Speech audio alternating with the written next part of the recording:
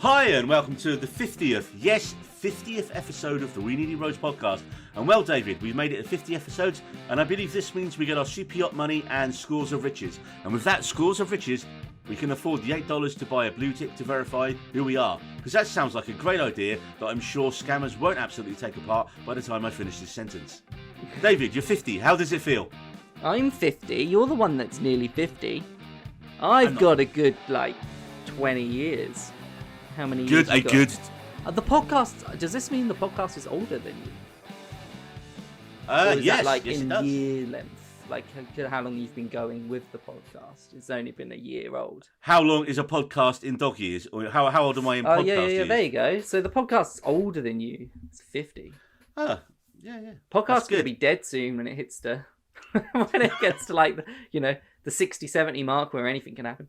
Walking is dangerous apparently at that age. How do you feel at reaching 50, David? No, I feel good. I feel proud. I feel proud of us, Neil. Look at us. Do you know, not many podcasts make it to 50 episodes. As Spotify informed me today when I logged into our Spotify Wrapped thing. And of course, admittedly, though, we get a lot of our downloads and listens on Apple Podcasts as well. So it seems to be split quite evenly between them. Don't tell them both. Keep it a secret, otherwise they'll start they'll be jealous of each other. We don't it's like having two wives. I mean, I think they're aware that we're not on all platforms. Yes, all platforms. So we kept thinking, what could we do to make this pod different? A top 50 list would easily last half a year, so that was a non-starter. And we decided we usually are at our best when we talk about stuff that we really want to talk about. And for both of us, I think two of our most anticipated shows of the year were Prime Video's The Rings of Power and HBO's Game of Thrones prequel, House of the Dragon. And now both shows have ended their first seasons and the dust and bones have settled. It's time to look back and, well, celebrate both shows.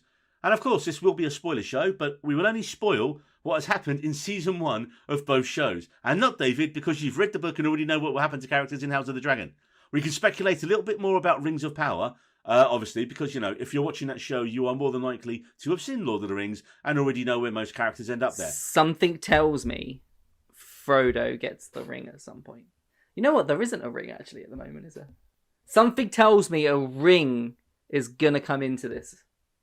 A big and important ring.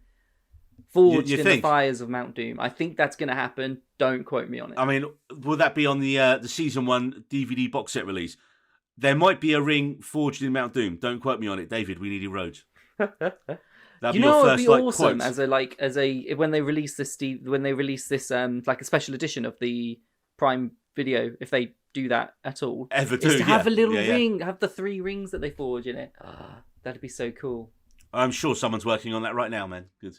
Because Jeff loves his money. I would buy that. Of course you would. Yeah. And you wouldn't wait for all the seasons to finish, would you? And buy the one big 4K box set. You would buy when it came out each season. I've got the one ring right behind me. Actually, you know what? I'm going to put it on. Oh, but now I can't see you. I'm doing it. I'm going to put it on. Ah, yes, that's great for radio. David putting on the one ring. It scared me, Neil. I saw an eye and it scared me. Did you appear to disappear? Yeah. I'm going to put it around my neck. There you go. Well, I'm glad that's where it ended up. So the format for this pod is basically kind of like an award show ceremony, with myself and David choosing our favourites from different categories for each show individually, and at no point putting them head to head, because they're both great shows, and although in the same genre of fantasy, I think, as we're going to get into, they are very different beasts, despite having lots of different beasts. So first up, House of the Dragon. And the first category, David, is Best Battle. So, David, what was your favourite battle from House of the Dragon? Mine was...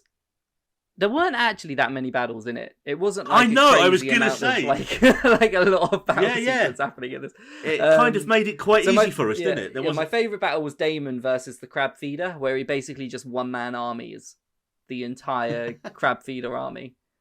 On his own, sacrifices himself after he learns that, Viserys is going to send help. So he's just like, no, fuck that. I don't need any help from my brother. Pride takes advantage of him, goes out there and slays, and it was awesome. And that entire episode, I think he said 3 lines, and he stole the episode. Matt Smith for you. Yeah, good old Matt Smith. I mean, Plays a right bastard well, doesn't he? I mean, I was looking at a few options before I get to mine. I thought Aemon's cave fight when they're kids and the little shit loses an eye was quite good. Didn't see that coming. I mean, neither did he because, knife in the eye. You had Vhagar versus Arax, season finale. Yeah. I mean, maybe do you remember when you were saying about Nope being, the jaws of the sky? Nope. This is the jaws of the sky. That silhouette shot in the lightning of Vhagar stalking Arax, man, that was one of my favourite shots of... Yeah, the cinematography of it, when you see Vhagar over the castle, it is that flash of lightning, and it's just ominous because he's there. You know whose Vhagar rider is, and it's just like, oh shit. At that point, he should have just fucking got off Arax, gone on, reversed on Arax. Off you go, live another day. Yeah, dragon in reverse. I mean, that was good. I also, early on, like you say, there wasn't really a lot of big action scenes in the show. It was really built quite a lot on like the original Game of Thrones, it was in its early days, on conversations and character plotting work, and yeah. scheming. Character work. Politics, yeah. That's what made Game of Thrones so good. I'm happy that they realised that, and they didn't go too heavily down the CGI. Let's overuse dragons because we've got like 18, 17 dragons alive at this point in time, so let's just dragon galore. They didn't do that. They kept it grounded. As much as you can do in a show that has dragons in it, I do think they did a very good job of holding back. And I mean, sometimes it does look a little bit never-ending story when they're flying on them. No matter how good you do it, it still makes me think. They've look, not there they are quite got it, have they? With it, yeah. I think that as well. I thought that with Game of Thrones, whenever you saw Dany on Drogon or whatever, it always just seemed a bit like. I think it's like the camera angles and the position that they put the camera. It's almost like there's a GoPro on the camera, and it just looks a bit funny.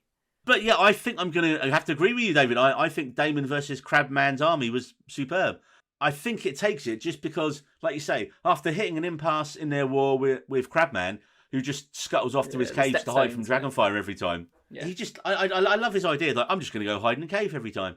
Dragonfire, no, I can apparently get far enough into the cave that I don't get barbecued each time. And like you say, it's the offer of help from his brother Viserys.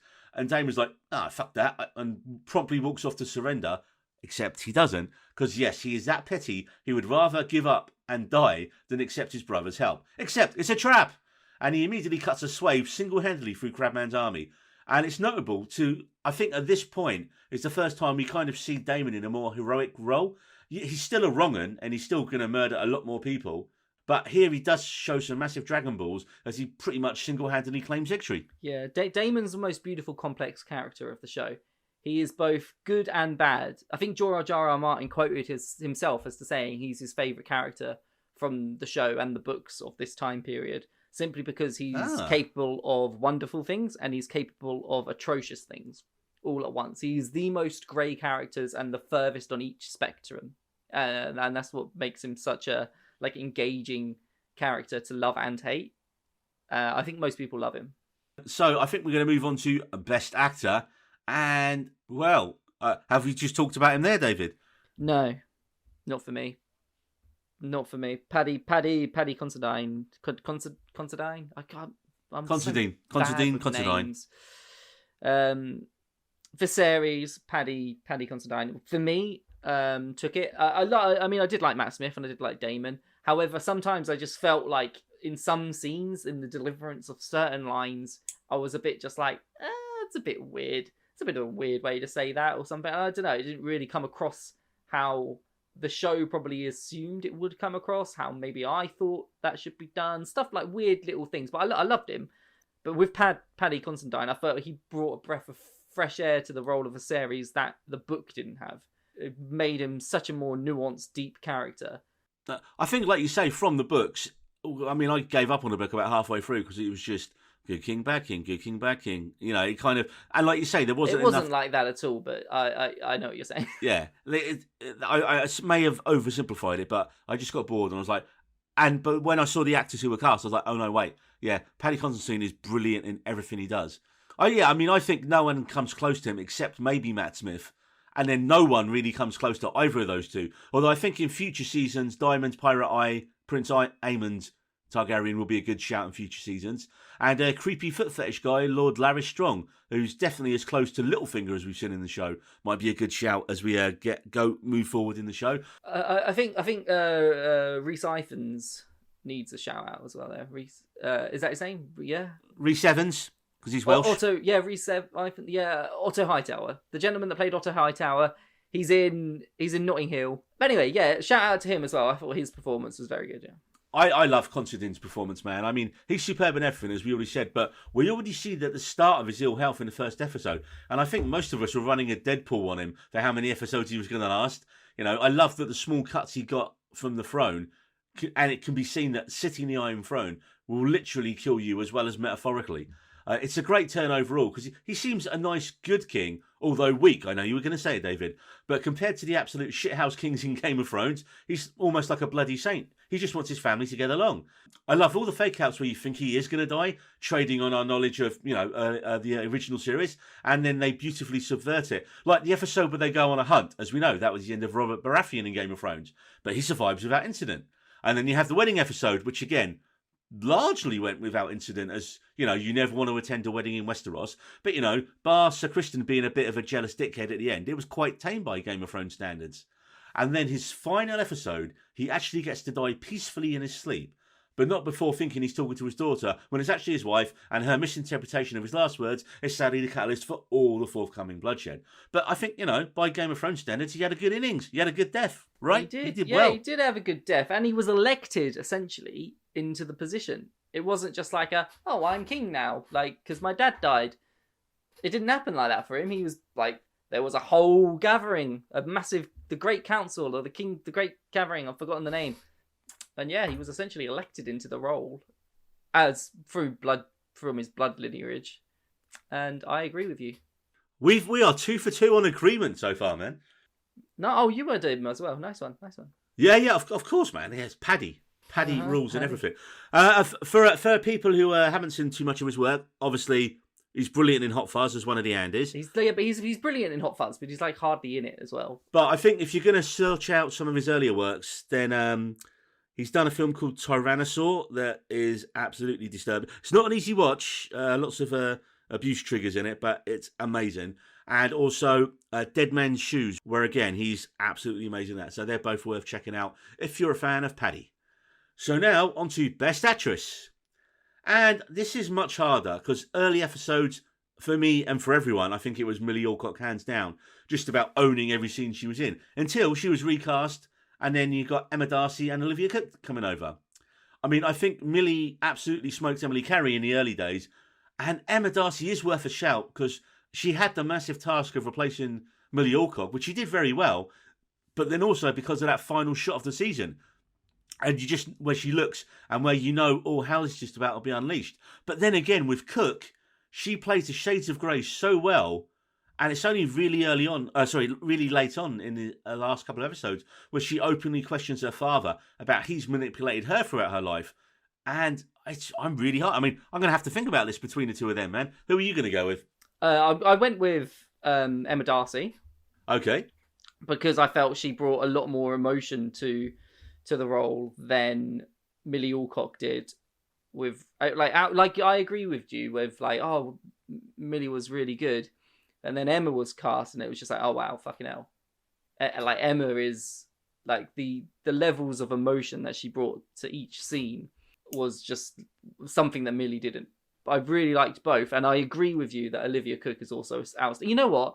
It could have been a lot of the actresses. Eve Best was also fantastic as Rhaenys Targaryen.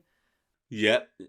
Did very well with not too much to do actually in it, didn't she? But whenever she turned up, she owned the scenes, man. You'd be hard pressed to find a bad performance. Oh no, there's no performance. This is not bad, I don't think, in it. I think Olivia Cooke underplays quite well, and you're never really sure, is she being a complete bitch on purpose? Is she, and because you're never sure, when she starts up her relationship with Larys, and he's responsible for Rhaenyra's other half's death and his family in the fire, and you're just like, did she mean it? And she's like, oh no, I didn't. And he's like, yes, she did. Yeah, Lionel Strong, I think his name was. That's it, yeah. And you're just kind of like, well, wait. And it's only when she kind of openly questions her father in the last episode, I was like, wait, is she honestly not been aware? I mean, or it's taken her this long to realise, wait, how she has been manipulated into it. And so I think if it wasn't for that, I would have, easily said, but I'm really thought, I could flip a coin, man. Just so we don't agree on anything, I am going to go with Olivia Cook. I'm not going to argue with you, man. I thought she was amazing as well. I think they both were. I'd give it to them both. Right, so moving on to Best Director. Now, David, can you name me any of the directors of the show, first of all? The one I went with is Greta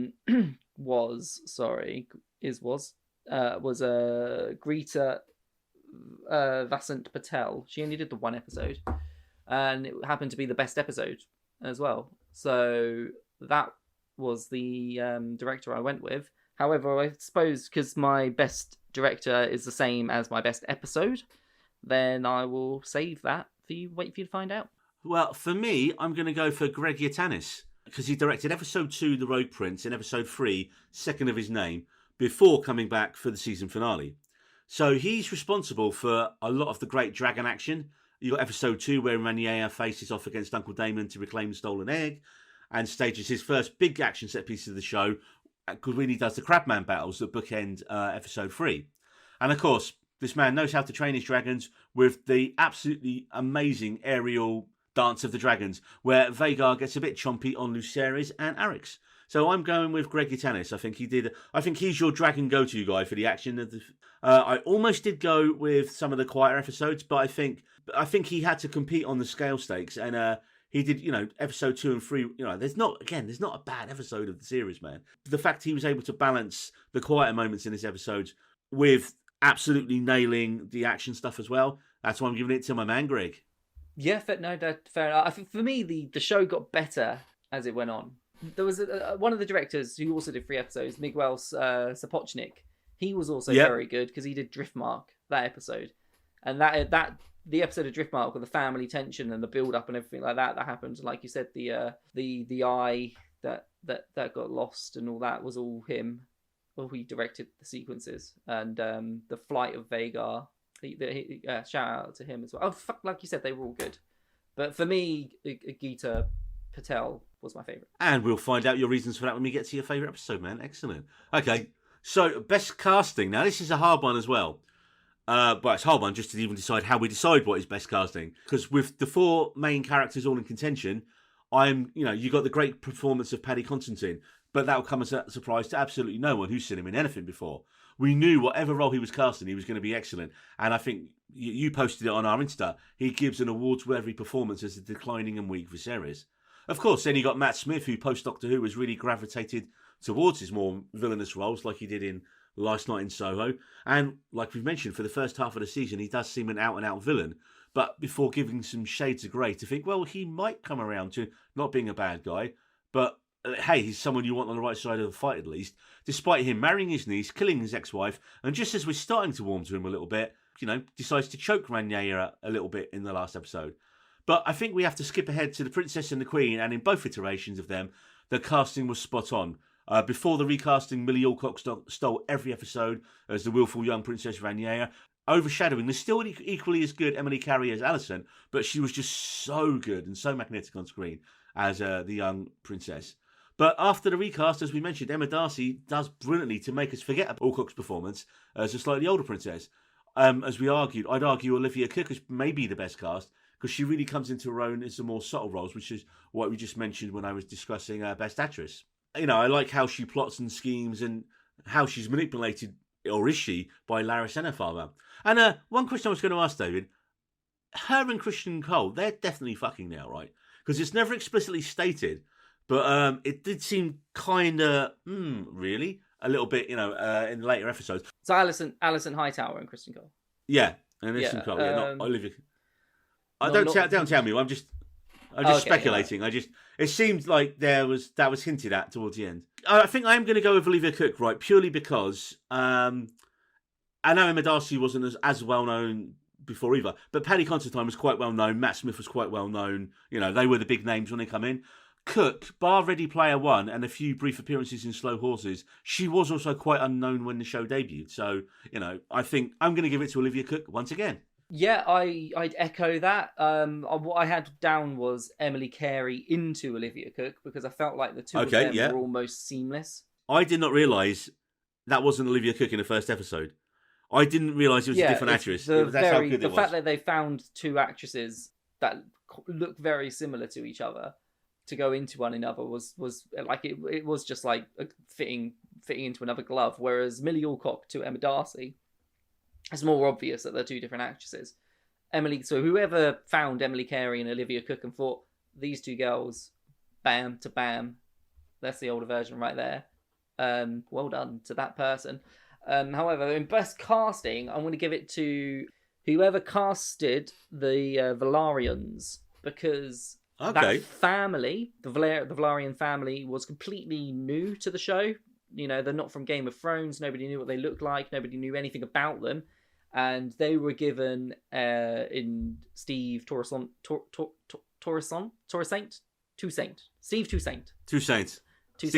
awful with names. You really are. I know. It's a curse. How do you even word? They were given a identity in this casting. The whole family was, and I think it was done really well. They've like something different, something new, something because what the Targaryens and the Valarians are, they're exotic to everybody from Westeros, and that's what they were. And the like power, both of them, power in the sky, power of the sea, and the Valarians were just I felt like they were perfectly cast. You immediately knew who they were, where they were, like everything just through the casting. So I liked it. Yeah. So next up, we are going to talk best music, and what more can you say when it comes to, and what more can you say about the music in House of the Dragon than Ramin Djawadi? Because it's just him again. Excellent music after excellent music. Now, he actually made a name for himself on the original show, and he continues to be a master of all things musical on House of the Dragon. I suppose the biggest surprise for everyone, actually, when it came to the music in the show, was that it uses the exact same theme from the original show. Now, I don't know the actual reasons behind this, but I'd speculate, do you think it's because it's such an iconic theme song that HBO wanted to make sure that everyone knew this was connected to the original show and would drag in the average viewer, I suppose? Yeah, most likely. But then again, like, where's that going to stop? Is that going to be like the Jon Snow show that's coming out? Is it going to be the exact same for that? Is it just the iconic Game of Thrones, like Westeros, maybe, world, or is it just show specific? I don't know. I was a little disappointed that it was the same song, if I'm completely honest. And I mean, they could have at least changed it slightly, right? Yeah, because we had to wait until the second episode. It was a weird choice, wasn't it, to not have the theme song on the first episode. There is a 44-song House of the Dragon playlist on Spotify that I highly recommend to all of you right now, by obviously Ramin Djawadi. My personal favourite track is track number 36, Interests of the Realm. And I've actually had this on a fair bit, this soundtrack, while I've been scripting the pods. So yeah, it's he's one of like the big go-to composers now, isn't he? He's not far away from Hans Zimmer levels of fame. Like Djawadi, he does tours and plays all this stuff live with like a full orchestra. It's funny because I remember one of the first shows I think I heard him do the music on. I think he's far off the Hans Zimmer of fame.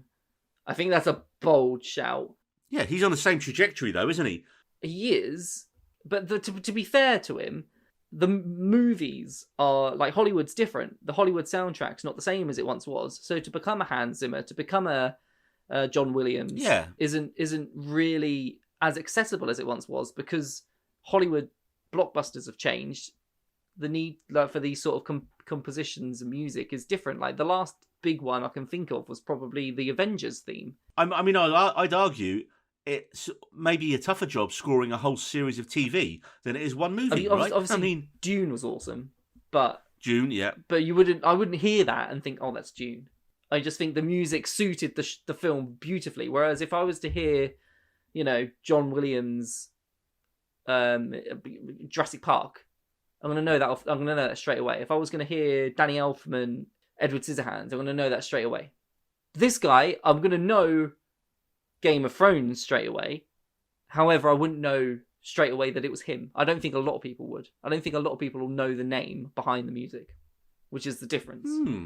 I am going to disagree with you. I think he's very well known. The fact that he can tour, do sellout tours all over the world, just doing the orchestral Yeah, but is that music. Game of Thrones? That's not him selling out the tour.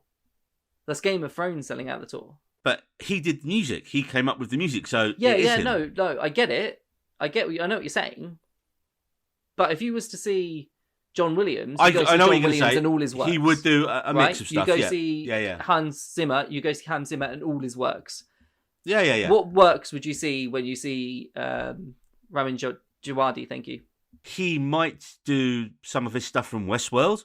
He did the Westworld music, and there were some brilliant interpretations of classic, new pop songs and all that, and classic rock songs that he did in like the old timey Western style. So the music in Westworld was one of its biggest aspects for me when I started watching that before I gave up because it got stupid. So I mean, I don't really think we need to ask you best music on this one, do we? It's just basically we're just celebrating how great Ramin Djawadi is. Yeah, really, I mean, my favourite piece from it was King of the Narrow Sea. Okay, cool.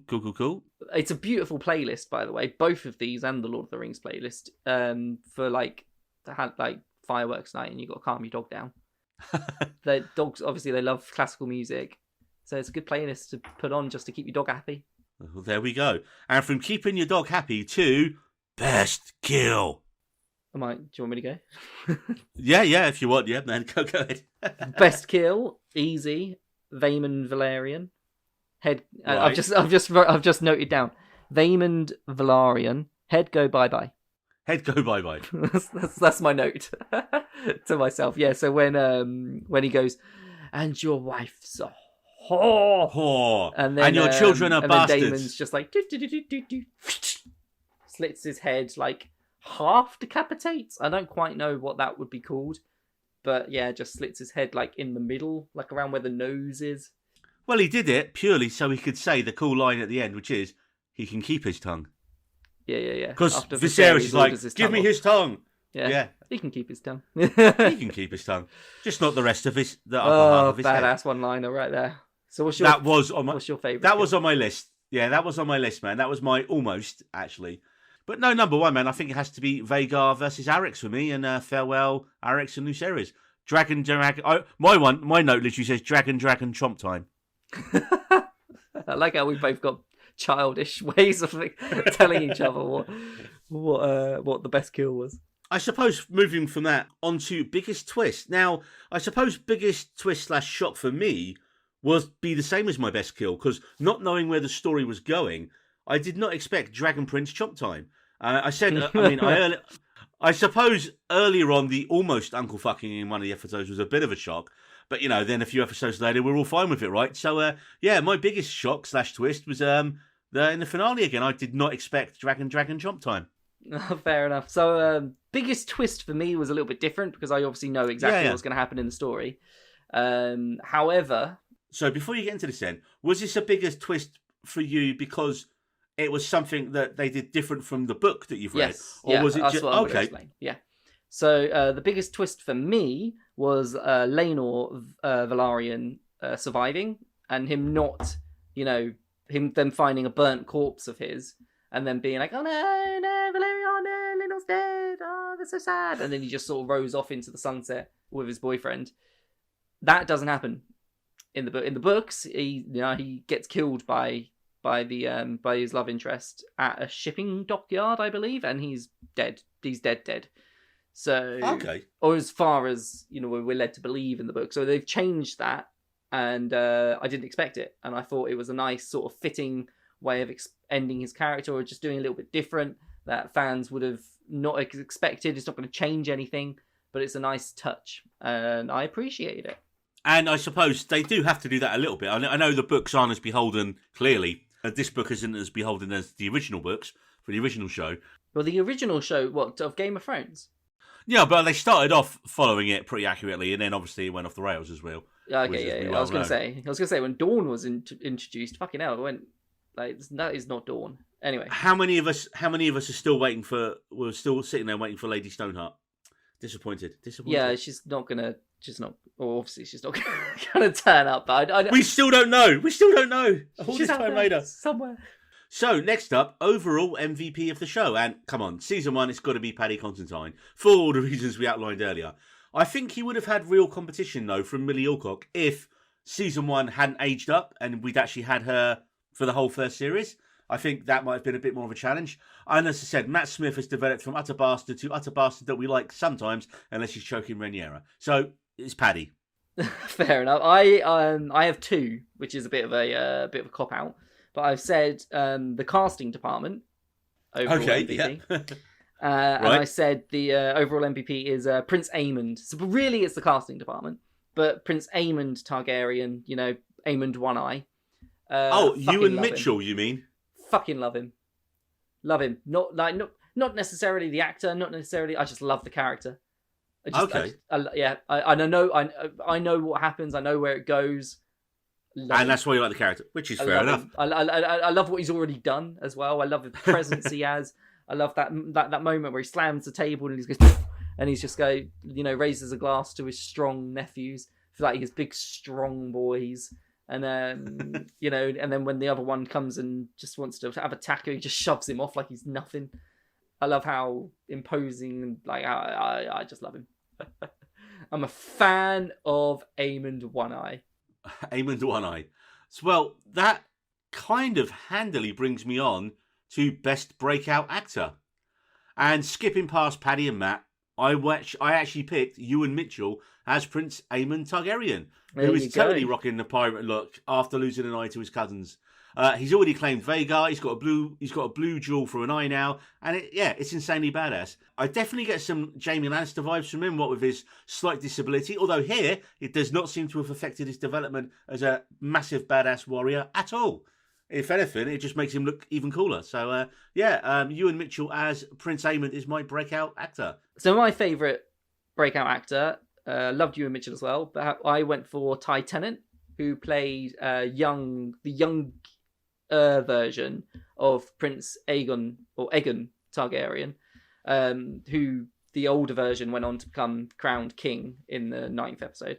But him when he's slightly younger, I felt like he just had such charisma. I felt he did the character wonderfully. In fact, I was quite sad when they recast him after 2 episodes because I felt like he did such a good job, such a good bringing that character to life.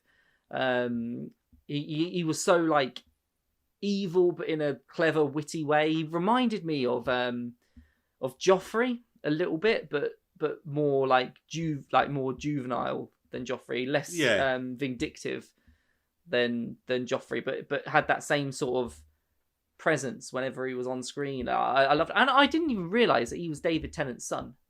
I remember finding it out only recently. I think maybe even when I was researching this pod, and I did not realise. So I was like, oh yeah, well done, well done, young man. Yeah. Well, I mean, this next one's obvious, right, David? Best breakout actress. It's all about Millie. Yes. She's only 22, and House of the Dragon is her first international job outside of Aussie TV. Although we do have a show of hers that she's in over here in the UK right now that I forgot about, and it's called Upright with Tim Minchin, and season 2 actually starts this week in the UK, and I'm gonna have to check it out because just even the premise of the show sounds cool. It's about 2 people who meet in the Aussie outback and have to transport a piano across the country. And he's like the older guy, and she's obviously the younger person, and that's basically all I know. But apparently, it was good enough to get a second series. So yeah, I mean, she just she can do what she wants pretty much now, can't she? Everyone will be watching her career with great. She'll be the next Margot Robbie if she has the right agent, right? So, I don't know about the next Margot Robbie, but I was just thinking, next young Aussie actress. Oh, because she's Australian. Okay, I see the link there. Yeah. Okay, but I think she'll do very well for herself. Yeah. Or the next Samara Weaving, who from Ready or Not, who's funny because she always gets confused with Margot Robbie. And then I saw in the new trailer for Babylon, they're both in the same scene in the trailer, and she literally says she's trying to replace me. I was like, that is brilliant. So clearly, brilliant casting right there. So next up, best monster. And I mean, are we going to talk actual beasts or people who are monstrous? I mean, if it's beasts, it's got to be Hungry Guy Vhagar again. for kicking off a civil war because you just needed a snack. Okay, I took this literally and went for, an actual monster. I wasn't sure as I started writing this, so I was like, but as I said, if I was to go an actual beast, it's got to be Vhagar, right? But if it's an actual person, who are you going to go with? If it was a person? Because, who were you going to pick then? I thought you were leading up to, but I went with a person. No. I went with Vhagar. Oh, okay, yeah. But if I was to go for a person, Yeah. well, I'll just say I went with Vhagar because Vhagar's awesome.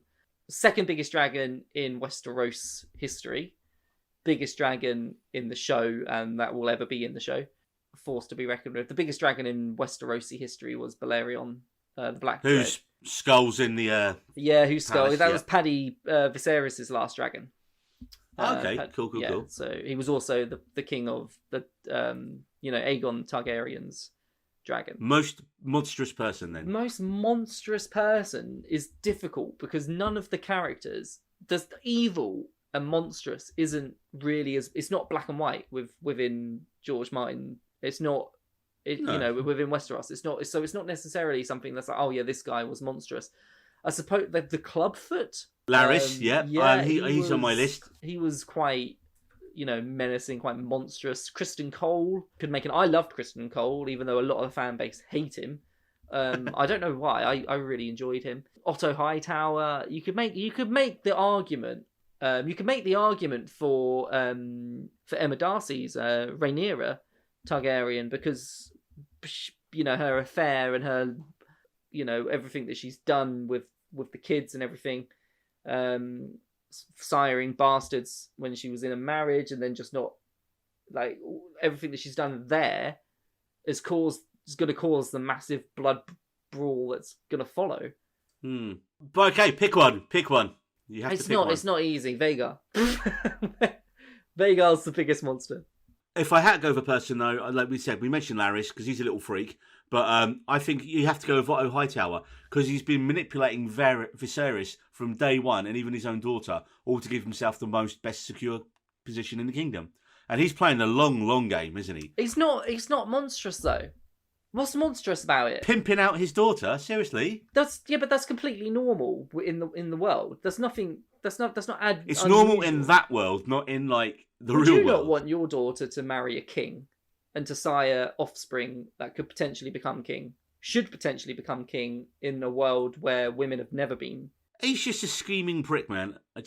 I'm on about what character is. Did you know only recently, in our own monarchy, a queen can become queen if she was born first over a little brother?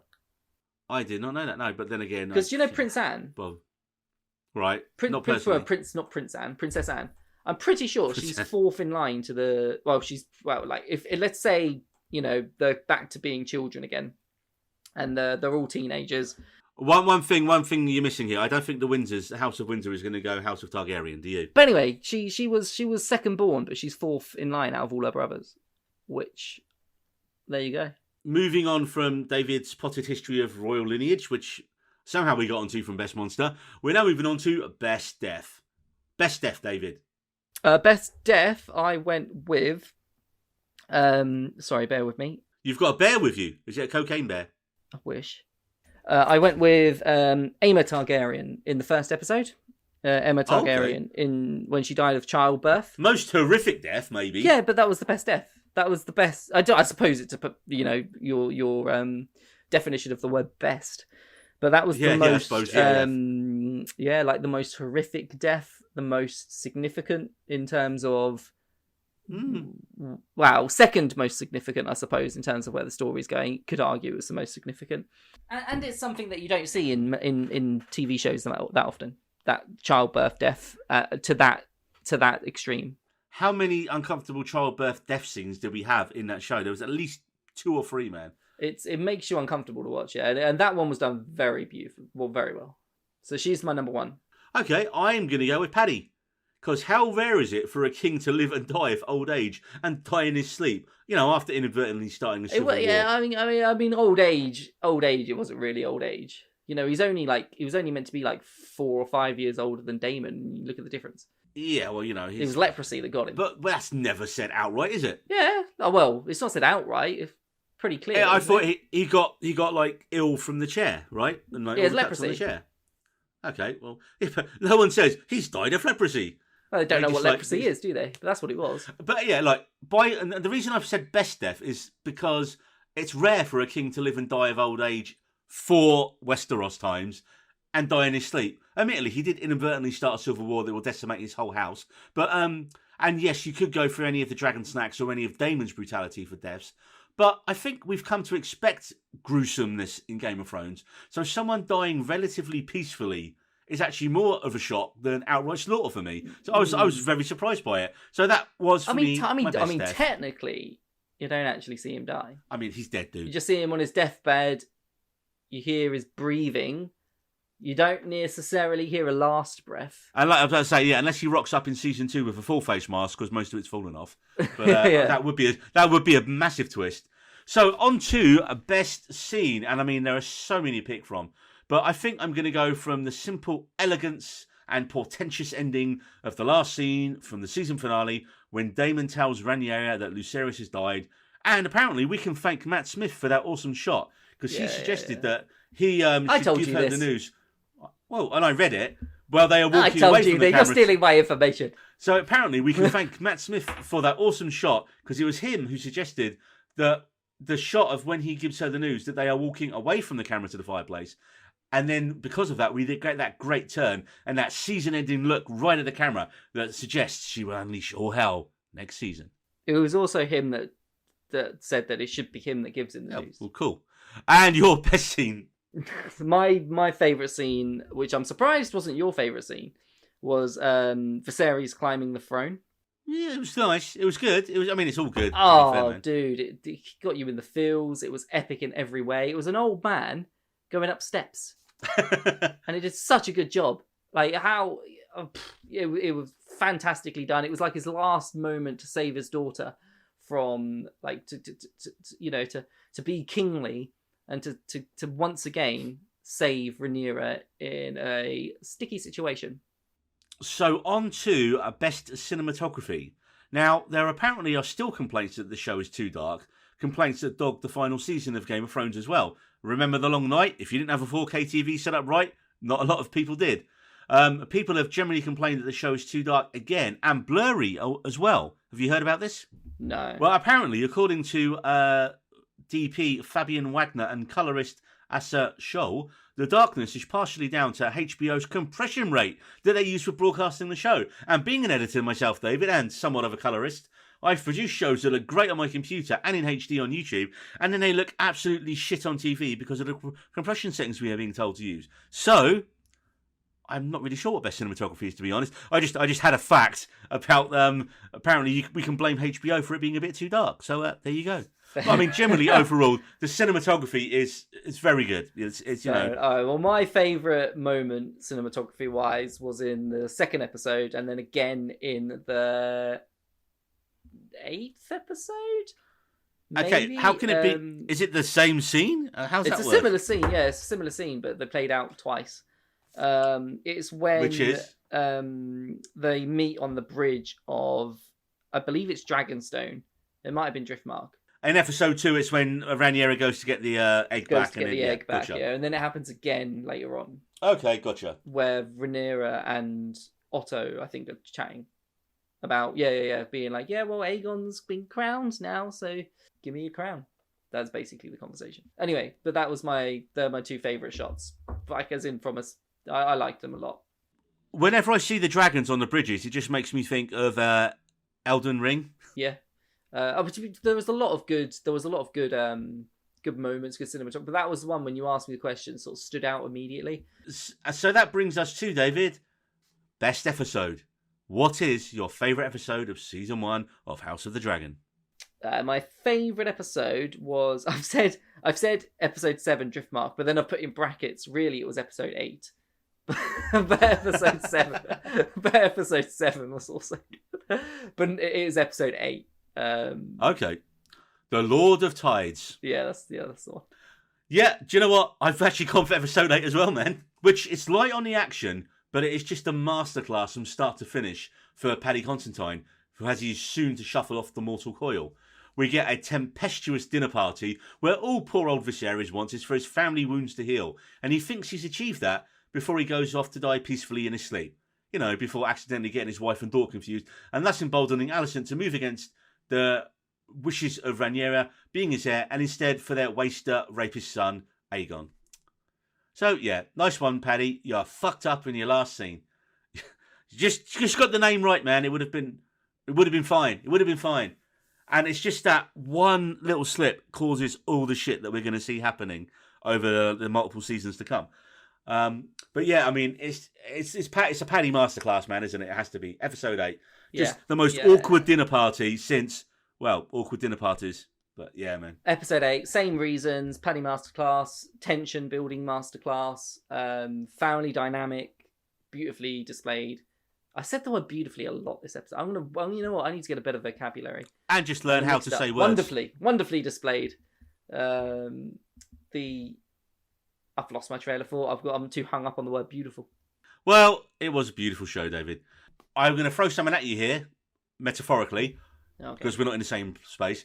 Overall thoughts. What are your pros for House of the Dragon? What are your cons for House of the Dragon? So these are your final thoughts. That's difficult. Pros, there's a lot of pros. Everything we've bloody just mentioned are the pros. You know, amazing casting, amazing story, amazing action, amazing everything. Cons is difficult. I mean, I loved how the time jumps were handled. However, I would have liked to have spent a little bit more time in certain time zones than like the 2 episodes that we got, or like we only got 2 episodes of the younger version of the children. Maybe it would have been nice to have spent more time. Let tensions bubble a little bit longer. But there was really negatives are very hard to find. I really liked it. Well, I got a few. I mean, yeah, I think this lived up to the hype, and bearing in mind, because Game of Thrones was one of the most successful shows of all time. The fact that it was on a Monday night, that was annoying.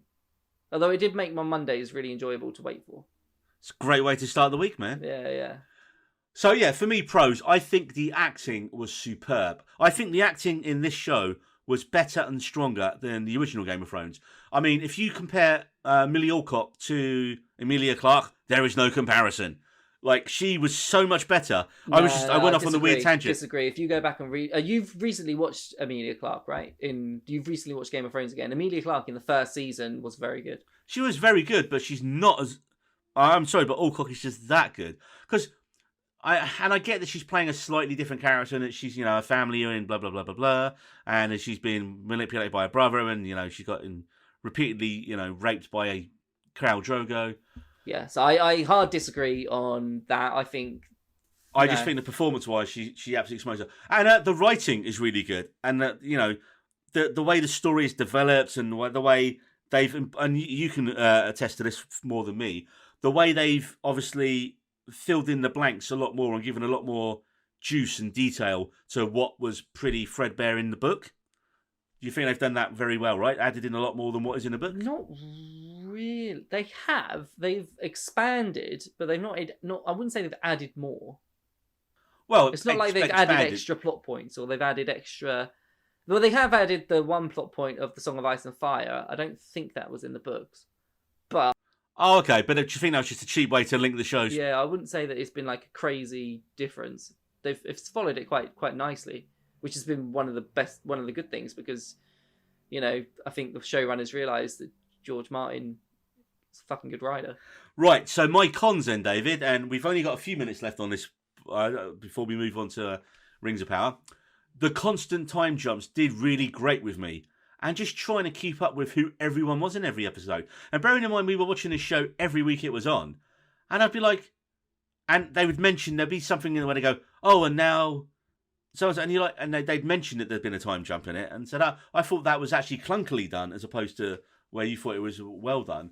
And I just, I couldn't, I would, and again, like you say, you lose Millie Alcock because of that, and I would have been quite happy to stay with them at that age for the first series. I know they've got only so much plot to get through to get to where they need to do, and in fact, haven't they confirmed that the show's going to run for 5 seasons in total? Was it, or was it only 4 or 5?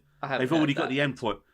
I think I remember reading somewhere they've got the endpoint set for it already, which is great. And like you say, they've got a book to base it on. So I think the plotting, the way it's going to develop, is going to be better. And we're not going to have what happened with Game of Thrones with this show, because there is a definitive ending to it.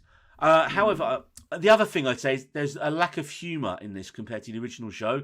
You haven't got any sort of Tyrion character. And I know you mentioned in one of the earlier pods that there was a dwarf character who was kind of like a court jester, who was almost like a joke character in the book, though. Mushroom, yeah. But even then, the kind of pitch black humour that Game of Thrones had, like Bronn and Tyrion when they were together, was funny. And you haven't got that in this show. It's all a bit serious and doom and gloom. And it's fine, because it's really well done. But I can understand. Yeah, I can see what you're saying. There isn't like that Tyrion quip, and there's not the relationship between Littlefinger and Varys, which was very like intellectual, quippy, and a little bit of added that humour. Yeah, and perhaps the show will get there in the later seasons when you get to develop the characters a bit more. But and you can tell me this without going into spoilers. Are we done with time jumps now? Or are we going to get them every season repeatedly? No, we should be done with time jumps now. We should be done. Well, unless we go back, which I think has been suggested that we might see Millie Alcock again. Unless we start because it's just fan outrage, or because it was just see some extra little scenes here and there. I don't think we'll be jumping forward again. I don't think we'll. If we do jump forward again, it won't be recasting. What I will say is, with the show, if you do not want to know what happens in the end of the dance, do not rewatch Game of Thrones, which might be tempting to do after you've watched this show. You might be like, oh yeah, watch Game of Thrones again because it was brilliant at the beginning. Don't do that, because Joffrey straight up ruins what happens, one of the biggest plot points of House of the Dragon. But that's good though, because I've watched past Joffrey's death in my rewatch of it, because I'm up to season 4 on my rewatch, and I don't remember what he said. So I think that's good. I can carry on. He full on, like, he says it when he's giving Marjorie a tour of the Sept. He full on just tells you the ending. This is where. yeah. Okay. Cool. So on to Amazon's The Rings of Power, and first up, David, we are going to talk Best Battle. Now, compared to the movies, there was nowhere near as many big battle scenes in the show, merely snippets. But we did have the great opening prologue where Galadriel got to get her Legolas on in a cool action move to kill a snow troll. We had the hut fight, which was the first time we really saw an orc in its fight with Bronwyn, and that was very well done. So, David, what is your favourite battle sequence? My favourite battle sequence was the prologue battle sequence. Okay. Not what you were saying, the snow troll fight. Not that. It was when Galadriel is basically giving you the backstory of Morgoth, and you see the story of Morgoth versus the elves. And you see the moment where the Hellhawks are fighting the eagles above the sky, and then there's this epic battle going on below them. And it really sort of sets the stage and makes you think that the show is going to be this epic throughout. Which it wasn't in the end. Which it wasn't. It did a brilliant job of, giving you that illusion. And so you're going with the prologue, yeah. The prologue of where Galadriel's brother is in the middle of the fighting. And you see it's only for a split second, the Hellhawks versus the Eagles, but it's awesome. And that tiny little moment that you see with the flash of rain and lightning and the volcanoes. I'm going to go with the Numorians coming to the Southlanders' aid right before that utter bastard Waldrig used the cursed sword to flood the village. And, of course, the water then entering the mountain produces the massive eruptions, and thus Mount Doom is born. And it is a stunning sequence directed brilliantly by Charlotte Brandstrom, and my pick for Best Battle, because that is the moment. What I love is it's their moment of victory, right? They're like, yeah, we've beat the orcs back, we've saved the village. And then literally, oh no, you fucked up, you've now created Mordor. And that last scene where the title changes from the Southland to Mordor, chef's kiss. That was exquisite, my friend. That's probably my favourite part of the season, actually. I loved that episode. I thought it was brilliant. So I agree with most of it. Right. What you said there. I love the fact that there's smaller battles, because it's basically just a village that was taking on the brunt of all of these orcs. And the significance of these smaller battles are just as big as the big epic battles that you see in Lord of the Rings, such as, the battle for Middle Earth or Minas Tirith, or the battle for Middle Earth, the battle at Minas Tirith, and the battle at Helm's Deep. What I disagree with is that moment where it changes, because didn't we get like the screen? Didn't it go like Mordor, and you get like this weird text come up on screen? And I just felt like that was so fucking cheesy and stupid. No, I loved it. Right at the end. No, you didn't need it to say Mordor. Everyone fucking knows it was Mordor. No one's that dumb. Yeah, but you've got to remember, with the amount of money Amazon has spent on this show, they're appealing to the widest audience possible. And it is, I know, bizarre to you, there might have been people who haven't watched Lord of the Rings who have watched this show first. And because they've went, oh, well, the films are set after this. Okay, well, I don't need to watch the films then. I'll just watch the show. If anyone out there, I want to know, I don't think they exist. If you have watched The Rings of Power without watching the Lord of the Rings films because you thought, oh, well, the films take place after the show, let us know, please. I reckon those people exist, David. Even if they did do that, they wouldn't understand the significance of what Mordor is. They'll be like, okay, this place is now called Mordor, is it? Okay, you've got me there. The only reason that scene is significant to you is because you know what Mordor is, because of either the books or the film. You may have a point. So, moving on to Best Actor. Now, this, I'd argue, is a little harder to pick than House of the Dragon because, well, I don't think there's as many standout male performers in the show. I mean, first off, you've got to say Charlie Vickers as Halbrand / Sauron, spoilers, and he was very good at disguising himself and pretending to be the lost Southland king to manipulate the events that create Mordor and, really do a number on Galadriel. Robert Aramayo as Elrond and his friendship with Owain Arthur's Prince Durin was also great. The two of them were really, really fun together. Could it be Ishmael Cruz Cordoba's Arondir with his forbidden love for human Bronwyn? Or could it be the stranger, Daniel Wayman, who, come on, he's Gandalf, right? They've not come out and said it, but still, come on, it's Gandalf, they right? all but have come out and said it. They've winky-eyed it. They've had him quote Gandalf, so it's Gandalf. It's got to be Gandalf, it just man. is at this point, yeah. So, and a special shout-out to Lloyd Owen as Elendil, Isildur's father, who was also very good. And, he believes his son's dead at the end of season 1. I got a very good, Jorah Mormont vibe from him quite a lot when I was watching it. From who, sorry? Isildur's father. Sea Captain dude. Yeah. So I think I'm going to circle back to the start, though, and I'm going to have to go with Charlie Vickers as Solbrand. Because I just so I can make that joke. Okay.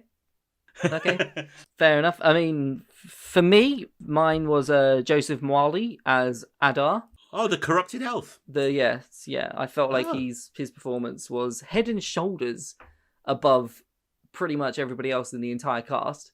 Really? I felt like you. I felt like the cast was like it was fine, but like I said, there wasn't like that standout male performance that might expect, or it's not like that yet. But for me, the Adar character, there was way more to him. He had a lot more to work with. I felt like the actor had moments. He's also my favourite moment came from him. Okay. From the show, which we'll get into later. But yeah, he was my standout actor, and I think he was quite significantly better. My second favourite actor was Dylan Smith, who played the Brandyfoot dad. Oh yeah, he was good. I thought he was very good as well. No shout out for Lenny Henry. No shout out for Lenny Henry. No. Yeah, sorry, Adar as that fallen elf. I did not see that coming. The start of the orc descent into darkness and corruption, and that was my number one. Okay. Why didn't you see it coming? Did you not like it either? Did you not like his performance? I didn't remember the actor. I mean, he was a fight. He just wasn't on my radar for big performances. And where you sort of said he really stood head and shoulders, I just thought he was the same as the rest of the guy. Like he was perfectly fine, but he didn't stand out to me in any special way. So so that's why I was surprised by your. No, he stood out to me in all the best ways. Some of the cast stood out in negative ways. Some of the cast just sort of blended in like wallpaper. So let's move on to Best Actress. And again, this here isn't really fair because it has to be Morfydd Clark, right? Which my computer also corrected to Marvin Clark. No, but it also corrected it to morbid dark. And, well, you know what? Galadriel is fairly morbid on her mission of revenge for most of the season. But, I mean, she is absolutely brilliant. And I would say she's the outright star name of the show. And despite only having St. Maud really under her belt of note before Rings, but she's just magnetic every time she's on screen. Yet another fantasy show, though, where we have another young, unknown Aussie actress with Markella Kavanagh as Nori Brandyfoot.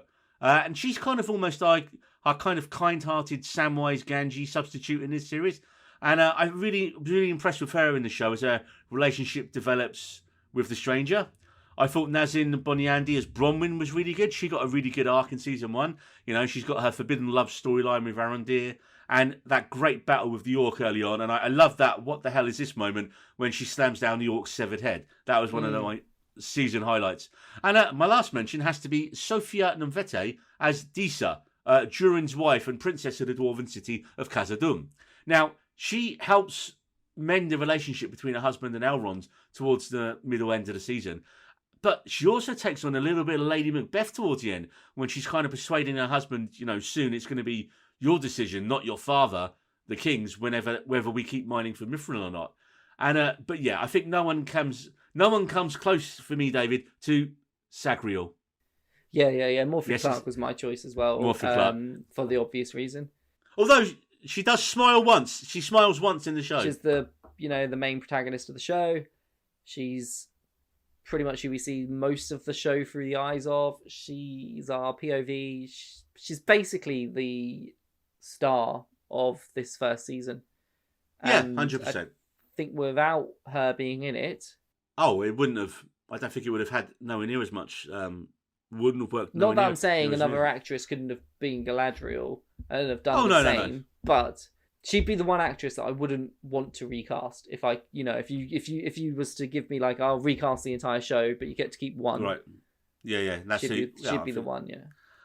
I think what she does so well is, it's a lot of the dialogue is very wordy, isn't it? It's very high fantasy, and I think it can sometimes. I know I've talked to a few people who are. Yeah, and it can get a little bit grating for some people. And also, her character, she's done a very good job of being unlikable in certain ways and still keeping you on side. And that's a very hard performance to pull off. So, again, like you say, I think, she... Filling in from, Blanchett, wasn't it? Yep, Kate Blanchett in the original films. Yeah, so there's not exactly easy shoes to fill. And Kate Blanchett, obviously, there's the edge to her, isn't there? She's not exactly good, but she's not evil. She's sort of in the between, but she's susceptible to corruption. You don't quite feel that with Morfydd at the moment. You do feel like she's very much light, but she's like there is that sort of darkness with it. Element to her, which is what Sauron sees when he makes her an offer to be his queen. And also, she does actually get to smile once because she rides a horse at one point and she smiles in Numenor. So like, there you go. She was very Galad. She was in that scene. Galad. She was Galad. As opposed to being Sadriel for most of the series. Oh man, these puns are terrible. Moving on to Best Director. And now, we had 3 directors on season 1. The very well-known J.A. Benona, known for The Orphanage, The Impossible, A Monster Calls, and Jurassic World Fallen Kingdom. You had English director Wayne Yip, who has only really worked in TV, who did Secret Diary of a Call Girl, and he did Misfits back in the day on Channel 4. From there, he worked on Utopia as well and did a bit of Doctor Who. At that point, he then made the jump to the US, at least in terms of the shows he was working on, and he directed episodes of Preacher, Into the Badlands, Doom Patrol, Hunters, and, David, The Wheel of Time, which clearly led him to Middle-earth. Mm-hmm. Now, the other director is French-Swedish director Charlotte Brandstrom, who notably, when I was doing my research, was an assistant on Tim Hunter's 1986 cult classic River's Edge, starring Keanu Reeves, Crispin Glover, and Dennis Hopper, which is an absolutely mad film. Seek it out if you've never seen it. It's about a group of teenagers in, I think it's Seattle, in like the early 80s, and one of them murders their girlfriend, and then they just kind of sit around and talk about it rather than immediately say, oh, we should tell the police. It's one of Keanu Reeves' first films, and Dennis Hopper plays a one-legged drug dealer called Thek. It's a mad film. A one-legged drug dealer. called Feck, who dances with a mannequin. But yeah, back to Charlotte Branstrom. I just couldn't believe she worked on that film as like starting out in her early career. But then she spent most of her career working as a director in French TV and TV movies until the mid 2010s. And then, like Yip, she made the move abroad, and she's worked as a director on Chicago PD, Grey's Anatomy, Outlander, and again, Right. what's her one link So to fantasy? who's your The choice? Witcher. Neil? You've been banging on about all these 3 directors and what they've done, but who's your choice? I'm giving it to Yip, because he directed half the episodes of the season himself, and he's actually the youngest director of them all. And for me, as much as I enjoyed the opening episodes, which Benaya did, for me, the first time we ventured into Numenor in episode 3, Adar, the name of the episode, which was Yip's first episode, that truly wowed me with its amazing direction and how beautifully the city was visually represented on screen. And he would helm the next 3 Numenor-centric episodes, The Great Wave and Partings. And then, of course, he came back for the season finale, which I felt delivered on all fronts. So, for you got a choice of 3. Charlotte Branstrom, because similar to really? House of the Dragon, she directed my favourite episode. Which we'll get on to when we get to favourite episode then, I guess. So, best casting. Well, I think we have to go with our big names here. You got Charlie Vickers for Halbrand, and you got Morfydd Clark for Galadriel. And what makes this show work, though, is how relatively unknown most of the rest of the cast were. And I think we have to... Oh, and again, we're going to disagree here, because I thought the casting director's done a very good job in finding many actors who just don't come with a baggage and who are relatively unknown. And because of that, we only know them as their characters from the show rather than anything else. You know, it's not like you're going to cast Tom Cruise as Sauron or something like that, because you can be like, that's Tom Cruise. They'd have to get him some lifts. And I like to think that's the reason, but probably the cynic in me says they actually probably needed cheaper names with all the money they spent on the rights, the special effects and location budgets for the show. And I think less well-known actors was the way to go. Overall, I'm not going to give casting to any particular role. I just think the casting team overall did a really good job in finding a lot of younger, not younger necessarily, less well-known actors to round out the cast. And again, when I'm watching the show, I'm seeing those actors as the characters because you haven't got the baggage of their other roles. You think? You feel me? You understand? Yeah, I agree. I think there could have been a balance made in them, like similar to how the original Lord of the Rings trilogy was. Because if you think about that, how many actors in that were well known going into it? Ian McKellen just got off the back of X-Men, I think. X-Men came first. You know, nobody knew Elijah Wood. Nobody knew Orlando Bloom. Sean Astin was probably the most well known, wasn't he? Because he'd had quite a good career as a teen actor. For his like child acting, teen acting, whatever you want to call it. Yeah, Viggo Mortensen. I'm not sure. I don't think he was that well known before Rings. I don't. Liv Tyler was kind of the big star at the time when she came onto that, but obviously she hadn't really gone on to do too much after that. Blanchett wasn't as well known. I think there was like that balance that maybe could have been struck where you integrate more, not stars. I'm not saying higher, bloody, who's bigger name actors. Like Chris Pratt seems to be in bloody everything at the moment. Oh God, no, that'd be horrific. No, I'm not saying that, but maybe Anya Taylor-Joy. Although Anya Taylor-Joy would be a good elf. Yeah, maybe someone that you'd recognise. Maybe like one of the Actually, that's a good example there. Anya Taylor-Joy is a perfect example.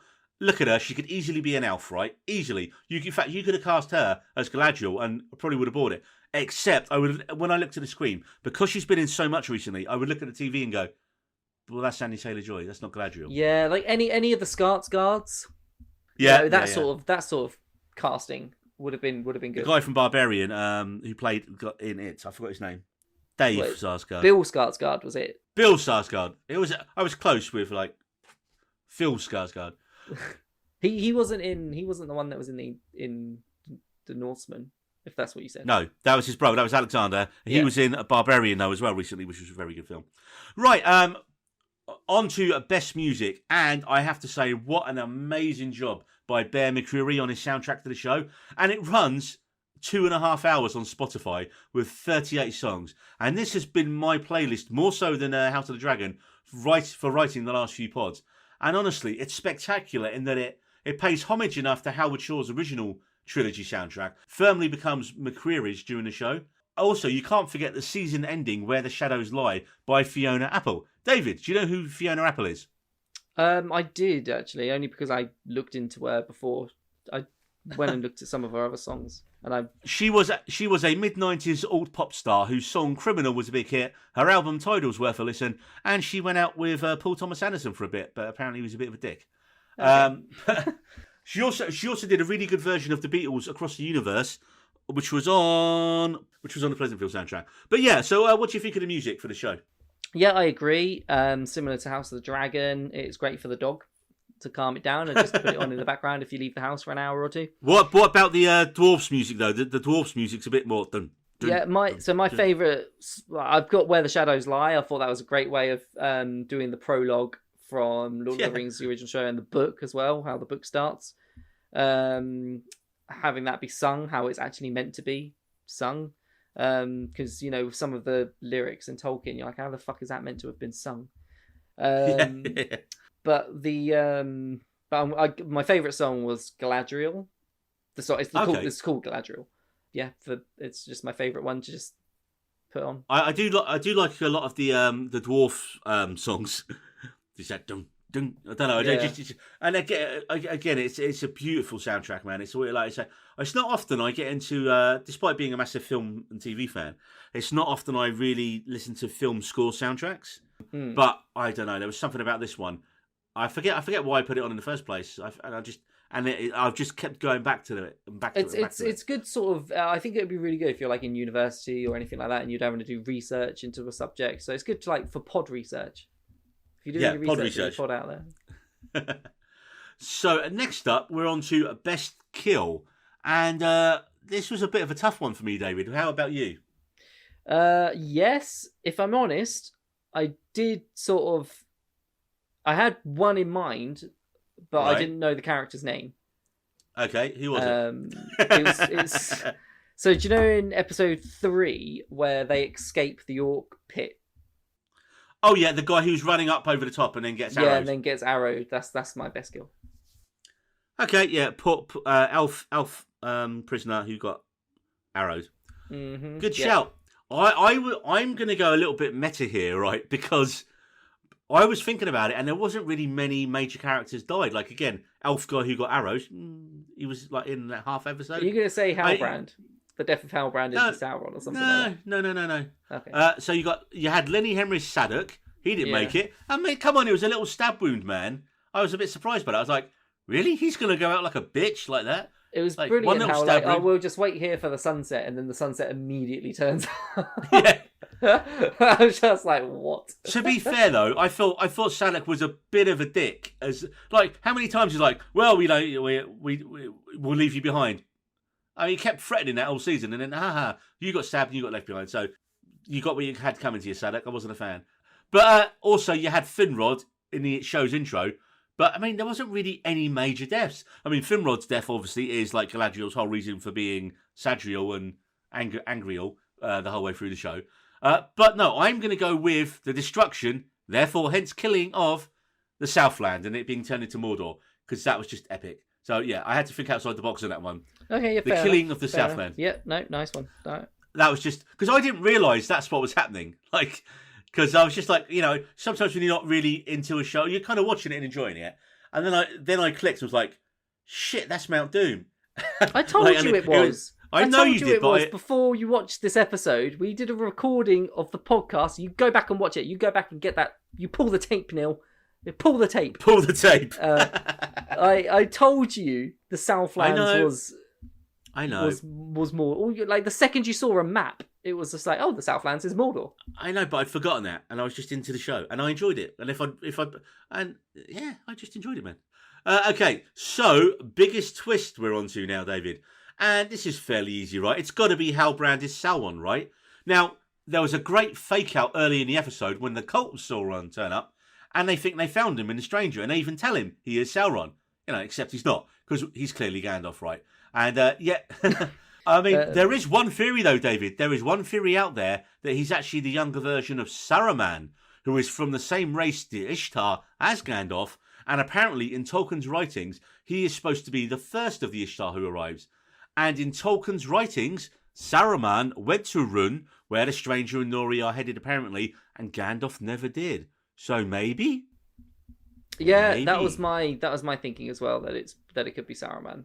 It could be Which Saruman. I'd prefer if it was Saruman. Yeah, because he's evil by the end of that time. He isn't at the time we're meeting him here, maybe. So, it could be something like, I don't know, Nori dies in season 4, and that's what turns him to the dark side. Well, he's not evil at the end of this time. No, but he's a bad guy, isn't he? He's a bad guy. Yeah, well, he is. He joins he joins Sauron for the Lord of the Rings. But I wouldn't say he's like. That's very much the Lord of the Rings, end of the Hobbit kind of thing. That lasts like 50 years, not. That's what I mean. Yeah, so he's not a bad guy. He's not a bad exactly. So he's not a bad guy at the moment.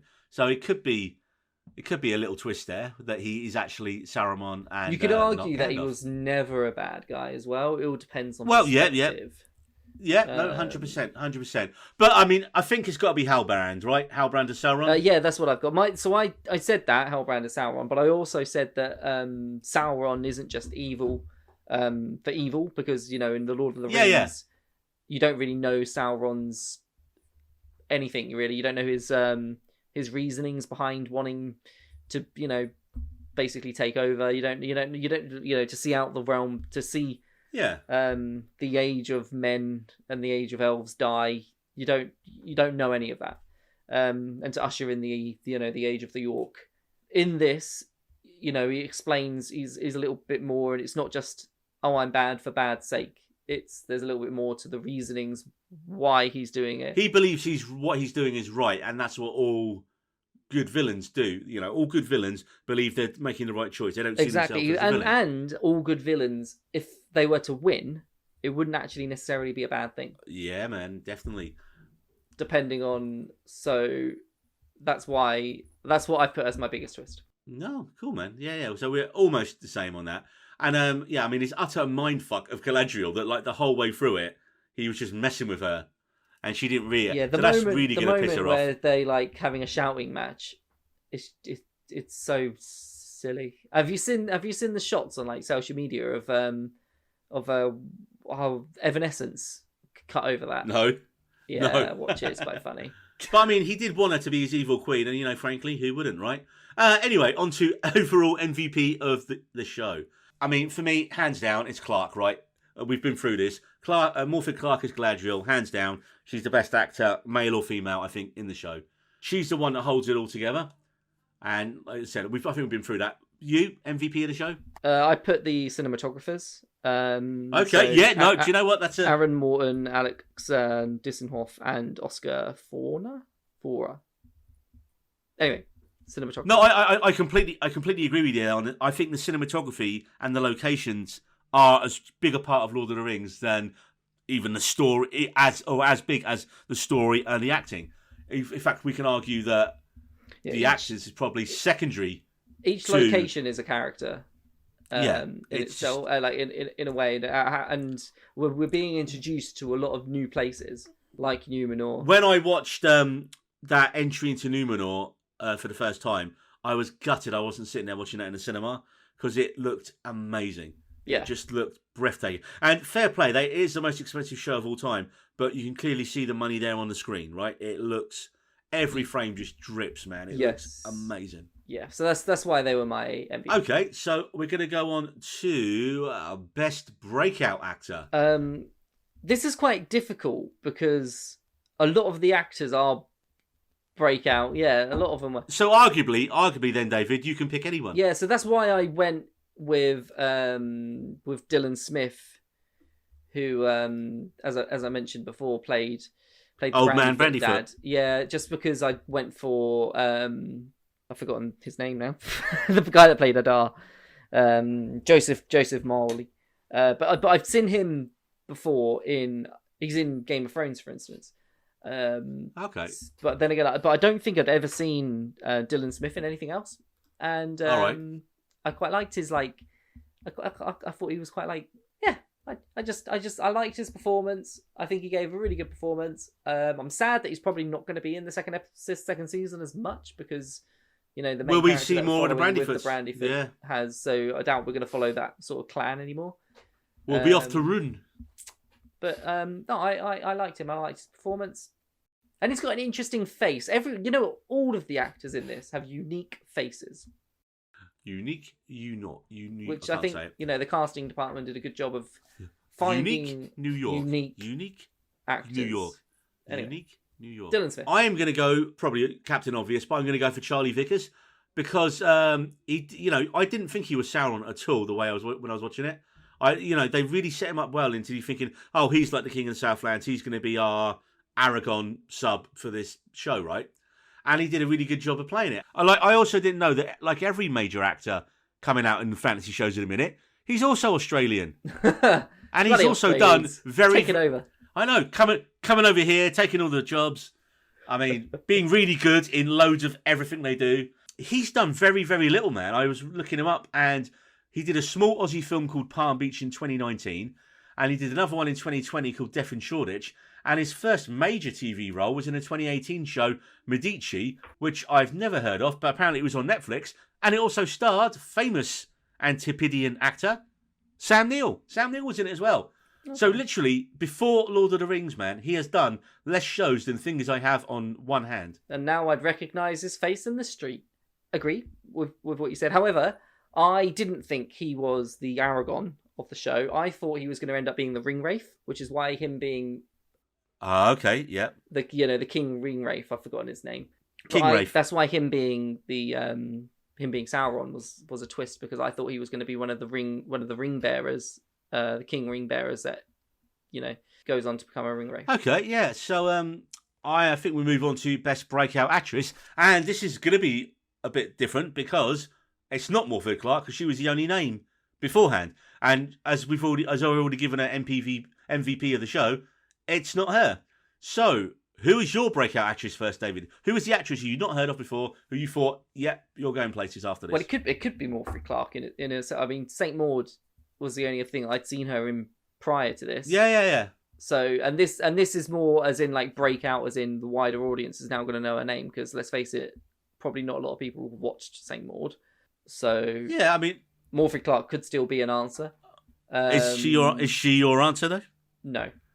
Okay, so who is it then? Specifically because I didn't want to have it be the same answer. I went with same. The girl that played Nori Brandyfoot.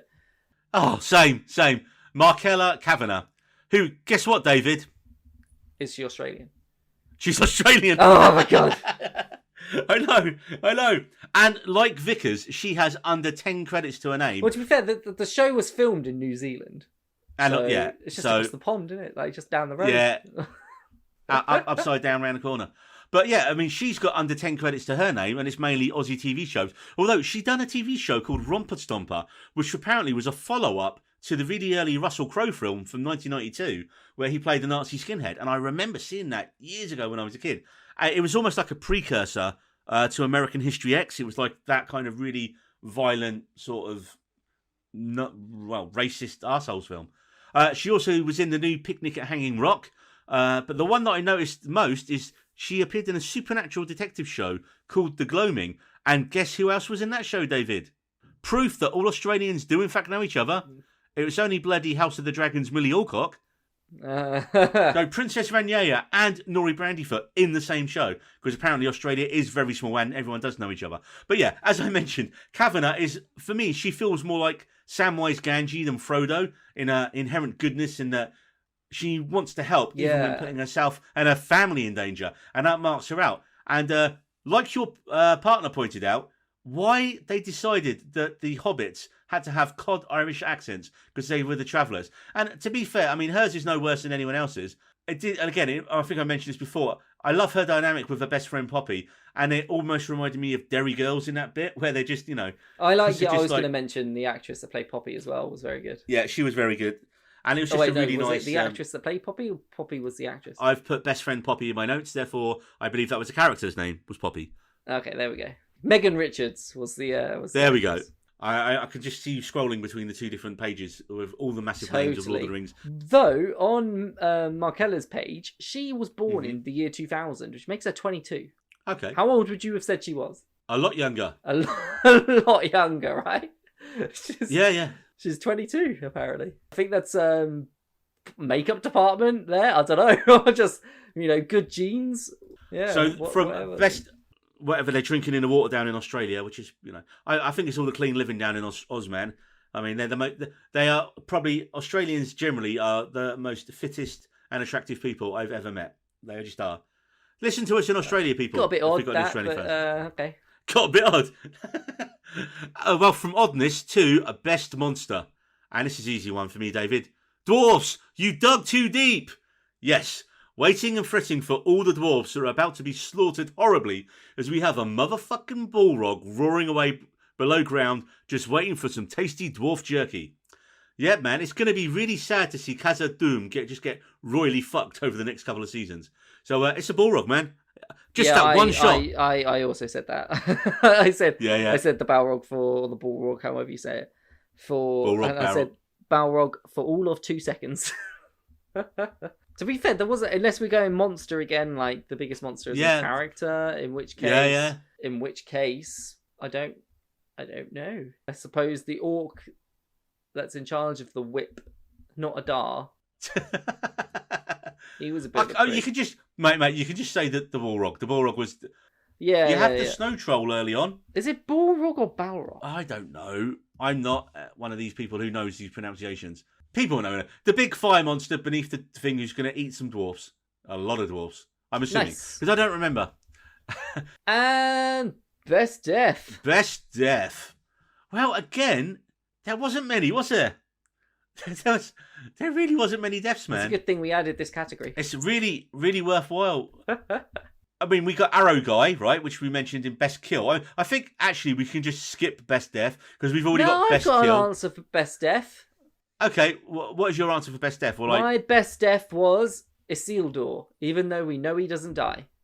Well, but that's a cop-out then, man. Because according to the show, right now, he's dead. Yeah, and his dad's just because all sad. we know he doesn't die. If, like you said, for those people that have never watched Lord of the Rings and they only watched the show, who are most definitely going to let us know that when they contact us. Yeah, so for them, Isildur, even though we know he's not dead, we know he didn't die when the building burned. So on the best deaths, in this show, like you mentioned, there weren't a lot of deaths in general, but there were a lot of like cop-out deaths, almost like fake, like deaths that almost happened, like, oh no, they're gonna die, and then they don't. Like when Bronwyn's there and she's on her deathbed, and then all of a sudden she got better, didn't she? Yeah, just Bronwyn's wound was clearly worse than Sadoc's wound, and yet Sadoc's like, "No, I'm dead. That's it." Yeah, like even the Queen. I'm gonna park my car. She goes blind. It's like, okay, well, it could have been. Should have gone to Specsavers. Yeah, could have killed her off. Right, well, David, that brings us on to our final category, and that is favourite episode of Season 1 of The Rings of Power. What is your pick? Mine was episode 6, which was probably the same as yours. Yes, it was. Yeah, there you go. Udon. Yeah. Directed by Charlotte Brandstrom. And it's just, that ending, man, that was the highlight of the season for me. Just the whole, when you realise, oh shit, that's the formation of Mount Doom and the start of Mordor. And it was just awesome, man. And I just love that they think they've won. They think they've saved the day. And nope, Waldrig's got the sword and he's been a right prick with it. And now volcano action. Loved it. Loved it. This episode also had the best scene for me in the show, which is why one of the reasons why Adar was my favourite character, because when he's captive and he knows what's going on, so he knows the water's flowing in the tunnels that he's been building for this entire time underneath him for exactly the purpose of igniting Mount Doom. And there's that moment of meditative sort of contemplation where he just leans down and he listens to the water rushing through the tunnels. It was just a moment for the character and subtly performed, and that was my favourite moment in the show. The entire show, that was my favourite moment. Really? I mean, mine was in the same show as well. I was torn, actually, between my favourite scene. I'm kind of torn between the entry into Numenor, which I just thought visually was stunning, and I wish I could have seen it on IMAX because it was just photographed gloriously. But then the other one is the same thing in this show, man, which is the creation of Mordor. And I think it's that takes it. Because with the creation of Mordor, you haven't just got the visual spectacle. You've got the narrative thing that this is, holy fuck, they're in trouble now.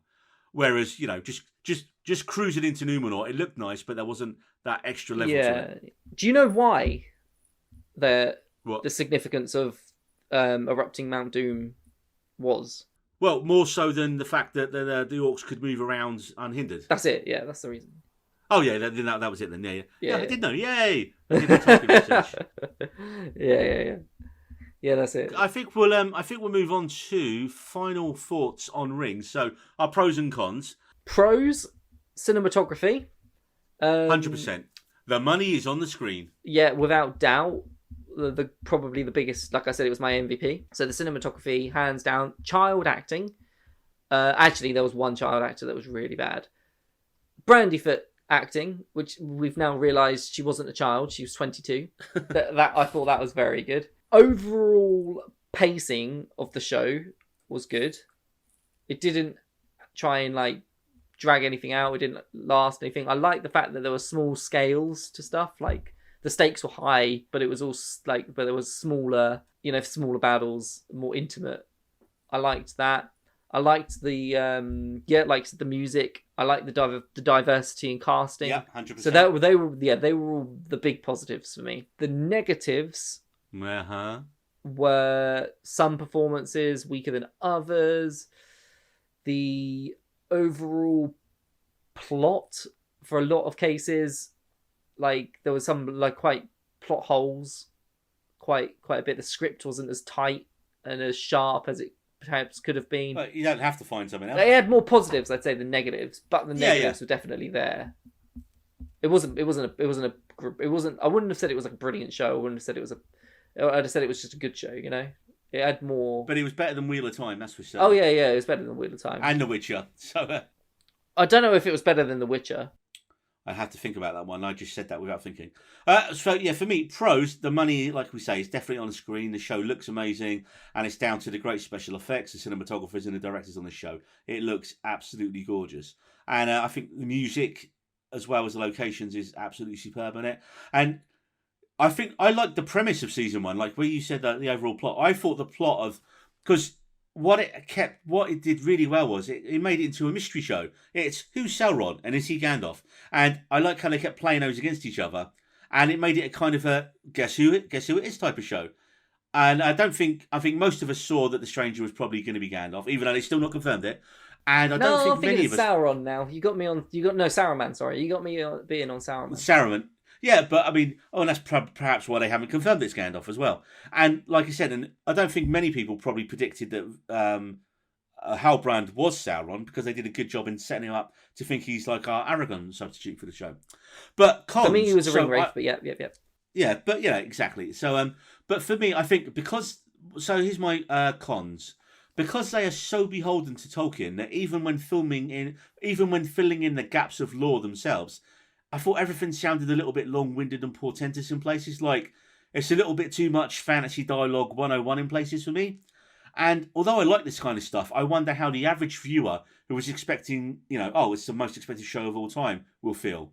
I have a friend, actually, man, who I spoke to when we was watching the England game the other week. And he said, I've not watched it because the reviews were shit.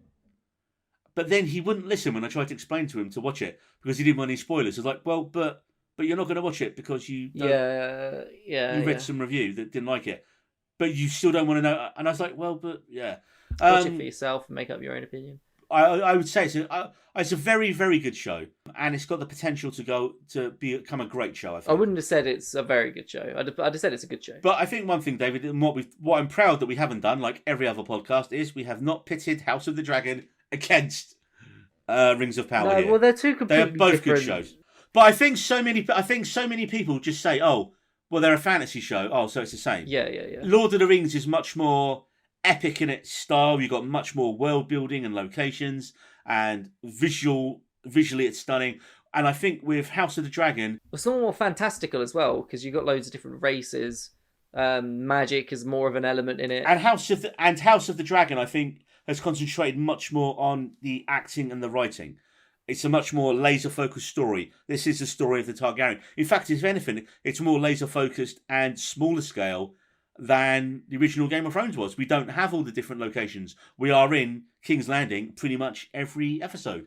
dealing with that main storyline of success. Yeah, we will branch out in the second season, but yes, but it's similar to how Game of Thrones branched out in the second season. You know, all of a sudden we were introduced to Stannis. Yep, and you worked your way upwards, and I think that's what both shows are going to do going forward. And after both of these coming out, a lot of the fantasy lower budget pretender shows have just been like, oh, okay. Yeah. You know, because these are the true kings of the fantasy genre, man. You know, Tolkien and George R. R. Martin. Yeah, I think with Rings of Power, the biggest disappointment for me was I'd preferred stronger written characters, more depth to all of the characters, because quite a lot of the characters were very like similar to what you were saying, like 101 sort of characters. There wasn't much depth to them, to a lot of them. Some were more than others, like Adar, who was my favourite. You're Adar, man. You love Adar. I don't even know if I'm saying his name right, to be honest. But I know. He was my favourite. You know, the Queen Mirinal, she had a little bit more to her than everybody else. But like, you know, even Hellbrand was quite you know, one-dimensional in a way. Except for he was actually Sauron. Arundel was quite one-dimensional in a way. Bronwyn was quite one-dimensional. Elrond was quite one-dimensional. You know, the bloke that played the dwarf, what was his name? Which one? Durin. Arthur was Durin. Yeah, Durin. He was awesome. Yeah. King Durin, his old man, is Peter Mullen, who was in Ozark. But yeah, the Ginger Durin was very good. So there's some characters better than others. Yeah. Well, I mean, as we say, they're both great shows, and almost 2 hours have passed since we started recording this. So clearly, we're fans of both shows, man, and everyone else should be. So go and watch them if you haven't seen them yet. As David said, make up your own mind, right? If you're not a fan of fantasy, then watch game. I think if you're not a big fan of fantasy, House of the Dragon's your show for you, because it's like Succession. If you like Succession, it's just Succession with dragons, because it's a warring family with brilliant acting, great performances, and just some really great Machiavellian plotting. I really can't get into Succession. I know, I've tried, man. I've gone through I'm halfway through season 1, and I've just not progressed. I don't get why people are like, oh my god, it's amazing, you have to watch it. I'm really I know, and it's a lot of people's favourite show, and for us, I was kind of like, it's just a bunch of people being dicks to each other all the time. I don't like some of the camera work as well, like some of the angles that you've got on people's when people are delivering lines and stuff. I'm just like, why is it that angle? It has got a banger of a theme song. I can't remember now. David, the internet will come for you. It's like one of the best theme songs out there, Succession's theme song. But finally, as this was our 50th episode, I'd just like to say thank you to everyone who listens to us. I think when you start a podcast for fun, all your friends and family listen to maybe one episode if you're lucky, and then it quickly drops off. And then what you find is your core audience of around 30, 40 people who actually listen to every one of your episodes. And better than that, they are people we don't actually know in real life who are listening, hopefully, because they like our stuff. So a big shout out to all our friends on Twitter and Insta. I think I've made some great online friends through Twitter the last year and a half we've been doing this. And we've been supported by some great pods in our last 50 episodes as well. So I'd like to do a quick few shout outs to end out here. Firstly, to our semi-irregular guest international crime author extraordinaire, Charlie Gallagher. It's always great to get him on to get a writer's perspective on the latest TV shows and movies. And from Twitter in Podland, thanks to Stu over at Stu World Order, who had me on as a guest with him on his Suicide Squad special, and the guys over at Cast Me to Hell, who had me as a guest on their Burning Video Nasty episode. A special shout out to M from Verbal Diorama, who did our first interview with us for the excellent Film Stories website. Again, if you enjoy listening to us, let us know, leave us comments, give us reviews, give us 5-star reviews, because apparently other star reviews don't matter anywhere. And just keep listening, guys. As I said, we've been away for a little while, but we're going to be back on it again now. And in the new year, you know us. I think next up, David, we're going to be doing our top 10 TV shows of the year and our top 10 movie of the year podcasts. And then, of course, that's going to lead us straight into the new year, when it's going to be our top 10 shows preview of the year and our top 10 movies preview of the year. So again, you're going to just have a massive list of content that we're hopefully recommending to you that you're going to enjoy. So I guess, any last words, David? No, I think that was beautifully said, Neil. I'm using that word. Beautiful, man. Beautiful. But no, echo what you said. It's nice when people listen. It's nice that you've made friends on Twitter, because you're the one that runs the Twitter account. But I would like to say it's a collective we. Yeah, definitely. that have made these friends, and the community, the podcast community, seems to be such a light, nice one at the moment. There doesn't seem to be any toxicity there. I mean, I've had to block one person in a year and a half of doing a podcast, and it was Star someone Wars related, wasn't it? It was Star Wars. It was someone No. who didn't like us slagging off Boba Fett. Yeah, I mean, I've had on Instagram. I've only been running it for a while, but there's been a couple of stuff there. With your Instagram account that you run for We Need a Road, have you promoted it on Reality Records? Not yet. I keep getting. You know what? That's where we're going wrong, then. They keep coming for me. Every comment, every post. Mm-hmm. Sons of bitches. Elon, get it sorted. I mean, I know you probably don't own that either, but, come on. Right, that's all the time we got for on this episode of We Need Roads. We'll see you next time. Bye-bye, folks. We Needed Roads.